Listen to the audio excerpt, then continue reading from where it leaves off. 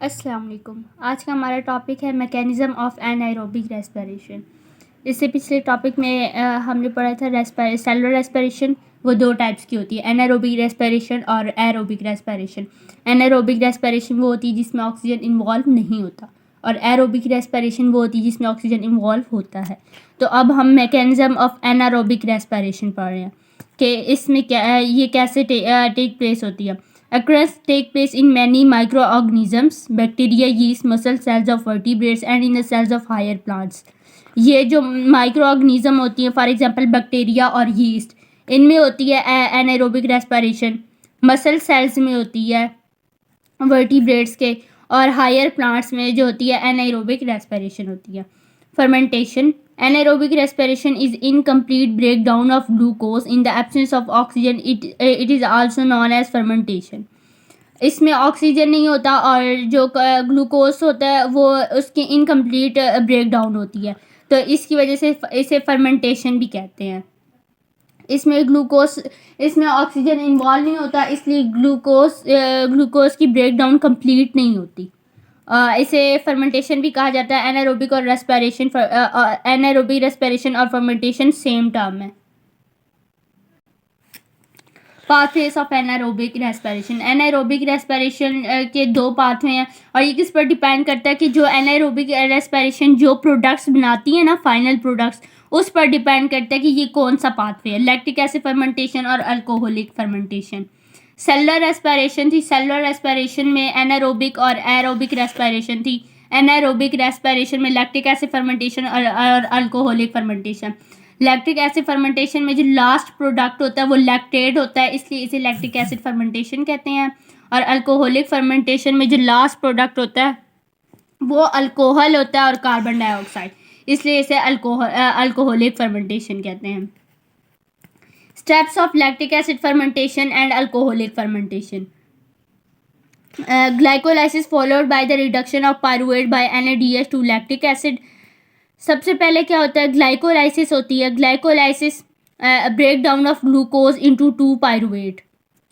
तो जो है ग्लूकोज ब्रेक डाउन होता है, 2 पायरुवेट में कन्वर्ट होता है, और वो पायरुवेट जो है फर्दर उसका प्रोसेस होता है।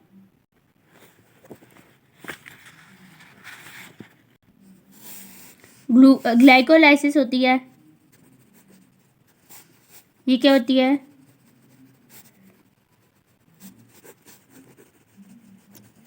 Break down of glucose. Glucose के क्या फार्मूला है, C6H12O6।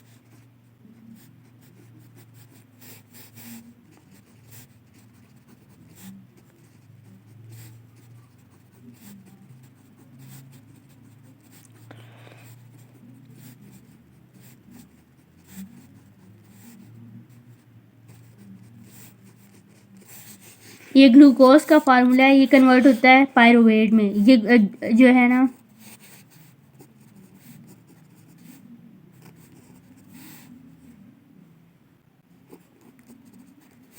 ये एक पायरुवेट है प्लस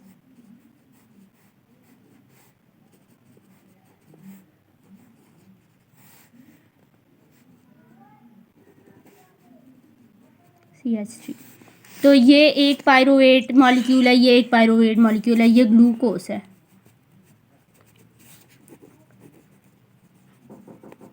और ये पायरुवेट, 2 पायरुवेट। तो जो ग्लूकोज होता है जब वो ब्रेक डाउन उसकी होती है तो वो पायरुवेट में कन्वर्ट होता है। तो ये जो स्टेप है ये बोथ में होता है, लैक्टिक एसिड फर्मेंटेशन में भी होता है और अल्कोहलिक फर्मेंटेशन भी होता है।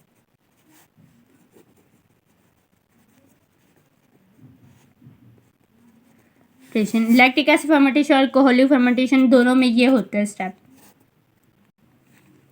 तो जब जो ग्लाइकोलाइसिस होती है तो वो पायरुवेट में कन्वर्ट हो जाता है, पायरुवेट की रिडक्शन होती है, और फिर वो किस में कन्वर्ट हो जाता है, लैक्टिक एसिड में। Lactic acid fermentation, glucose fast होता है,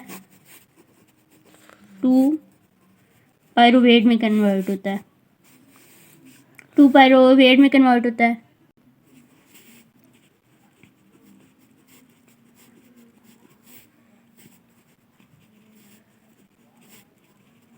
बॉन्ड हुआ है।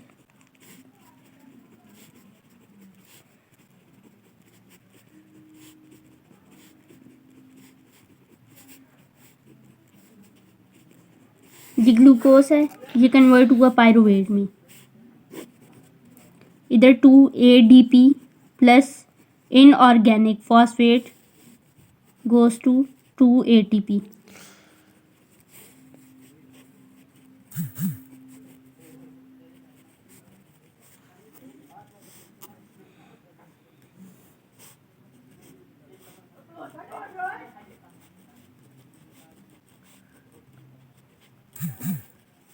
ये बन गया 2 पायरुवेट। नेक्स्ट इसकी हुई है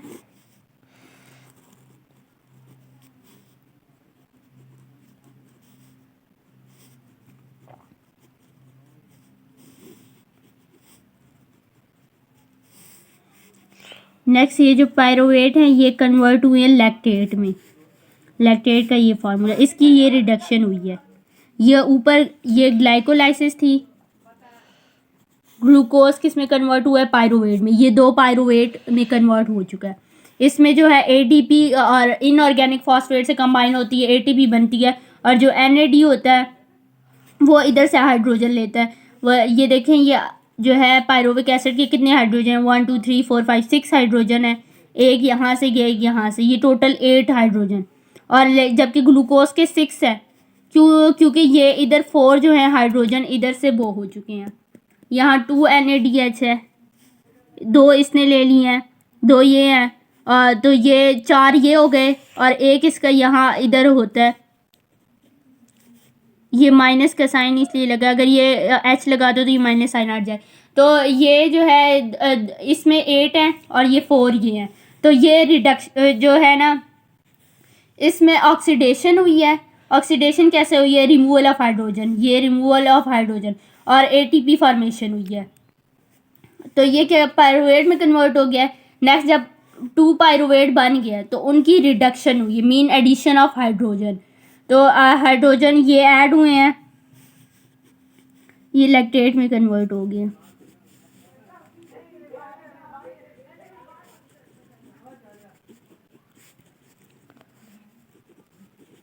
ये बन गया लैक्टेट। ये 2 हाइड्रोजन इसमें आए हैं। इसमें ये टोटल इसमें 12 हाइड्रोजन थे, इसमें टोटल 12 हाइड्रोजन थे, 4 ये निकले हैं, और ये 2 इसमें 4 हाइड्रोजन आ गए, इसमें 4 हाइड्रोजन आ गए, इसमें 8, इसमें 12, 4 ये। जब ये पायरुवेट लैक्टेट में कन्वर्ट हुए तो ये 4 जो ये रिलीज हुए थे वो दोबारा इसमें आ गए हैं, इस रिएक्शन में आ गया, और ये लैक्टेट में कन्वर्ट हो गया। तो ये 2 लैक्टेट बनते हैं।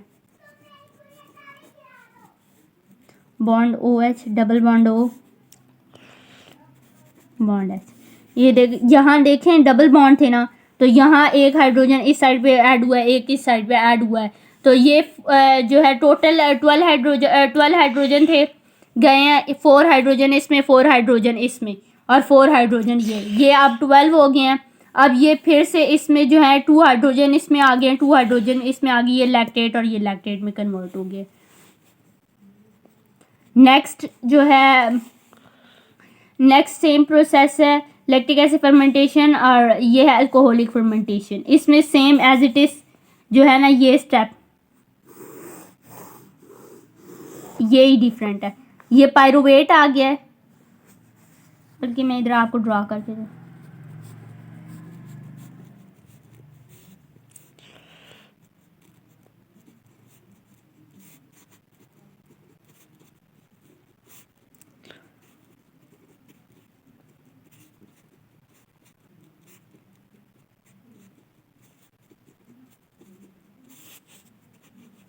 ये किस में कन्वर्ट हो गया है, 2 पायरुवेट में।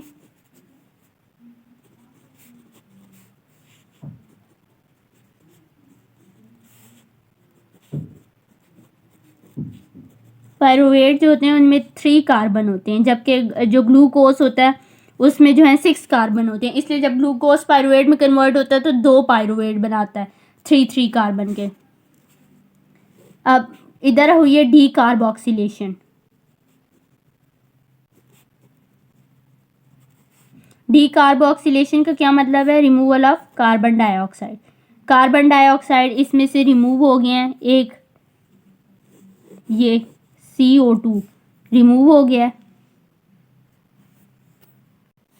ये कन्वर्ट हो गया CH3 C double bond O CH।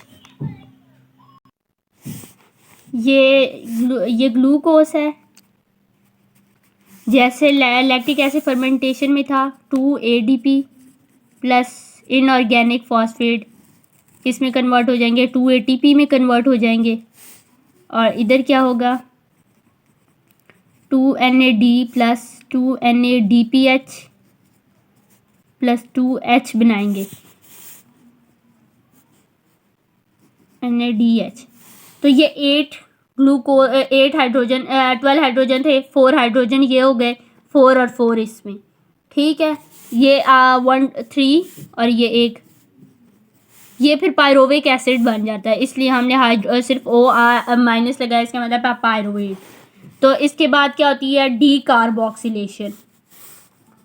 ये थी ग्लाइकोलाइसिस, ये जो है डीकार्बोक्सिलेशन है। इसमें क्या होती है? कार्बन डाइऑक्साइड रिमूव हो रही होती है। तो ये चीज़ रिमूव हो गई, ये बन गया एसिटल्डिहाइड।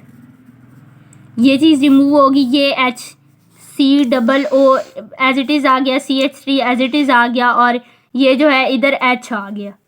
ये दूसरा भी एसिटल्डिहाइड, ये दोनों एसिटल्डिहाइड है, 2 मॉलिक्यूल है एसिटल्डिहाइड के ये दोनों। फिर नेक्स्ट इसकी क्या होगी? रिडक्शन। रिडक्शन क्या होगी? ये जो NADH है ना, ये अपने हाइड्रोजन, ये 2H हाइड्रोजन और ये जो हाइड्रोजन है ये इसमें वापस दे देगा एसिटल्डिहाइड में। तो ये क्या बन जाएगा?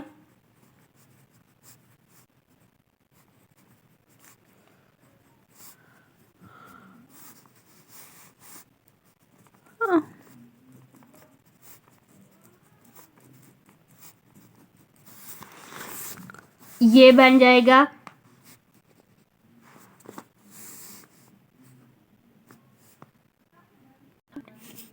बन जाएगा इथेनॉल। इथेनॉल का फार्मूला होता है, इथेन का फार्मूला होता है C2H6। तो फिर हम इसे इथाइन में कन्वर्ट करते हैं, C2H5 बन जाता है।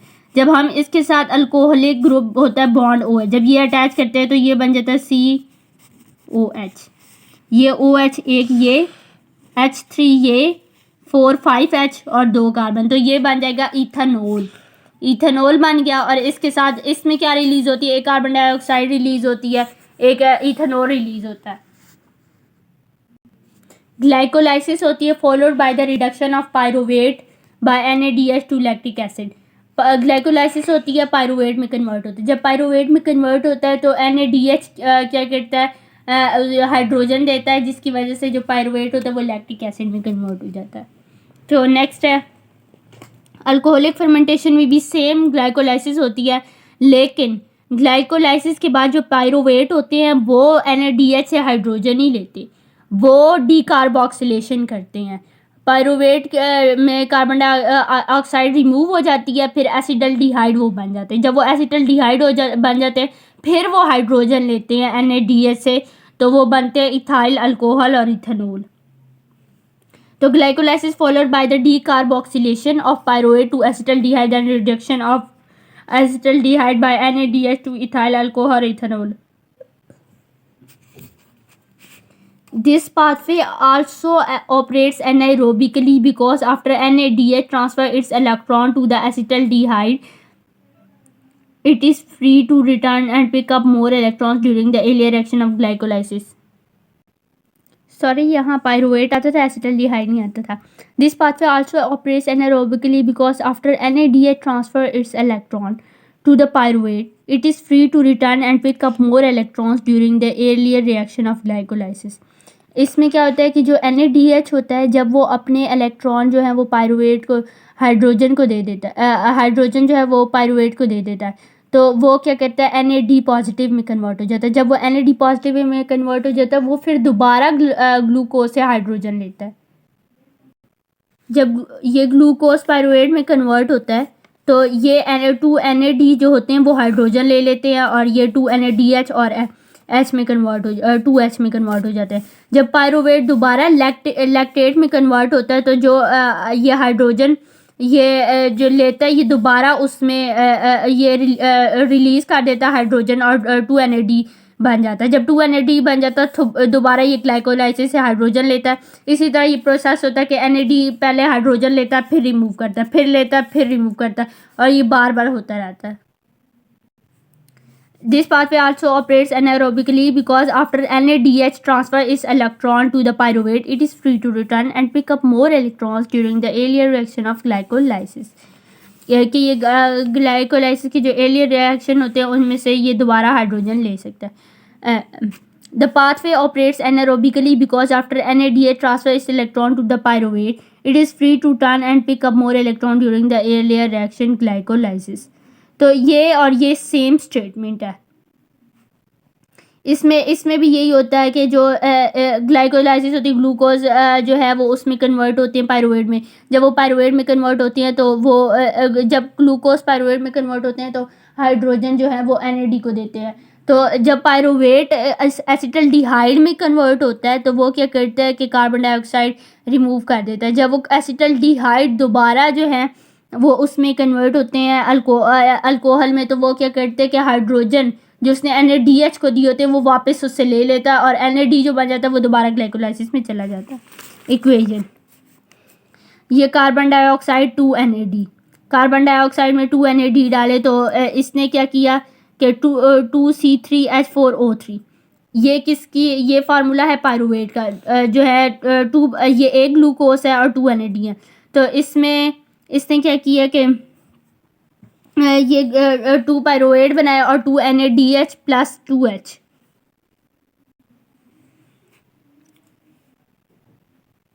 ये इसने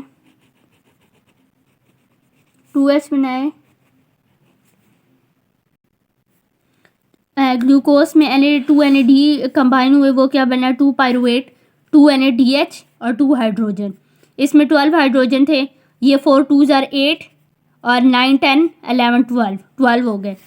अब ये जो है ये पायरुवेट है ये 2NAD एज इट इज़ और 2 हाइड्रोजन ये दोबारा क्या करेंगे हाइड्रोजन रिमूव हाइड्रोजन जो है वो जब ले लेंगे तो क्या करेंगे 2C3H6O3 ये इससे जो है ना ये हाइड्रोजन जो ये इसमें कन्वर्ट हो जाते हैं और 2NADH फिर ये इससे ना ये जो है वो इससे हाइड्रोजन ले लेते हैं।